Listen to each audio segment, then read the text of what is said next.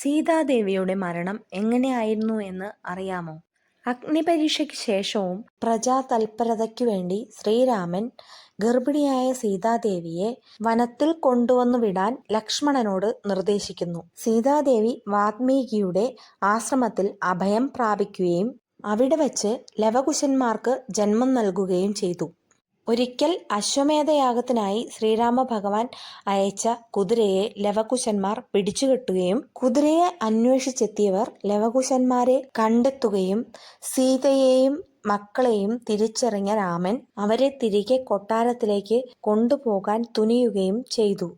എന്നാൽ അപ്പോഴും സീതയുടെ പവിത്രതയെക്കുറിച്ചുള്ള തർക്കം നിലനിന്നു പോന്നിരുന്നു. ഒരു വട്ടം കൂടി തന്റെ പരിശുദ്ധി തെളിയിക്കാൻ സീതാദേവി നിർബന്ധിതയായി. ദുഃഖിതയായ സീതാദേവി താൻ തന്റെ പതിയെക്കുറിച്ച് മാത്രമേ ചിന്തിച്ചിട്ടുള്ളൂ എങ്കിൽ ഭൂമി രണ്ടായി പിളർന്ന് താൻ എന്നേക്കുമായി ഭൂമിയിലേക്ക് ആഴ്ന്നു പോകട്ടെ എന്ന് പറയുകയും തന്റെ മാതാവായ ഭൂമിദേവിയെ പ്രാർത്ഥിക്കുകയും ചെയ്തു.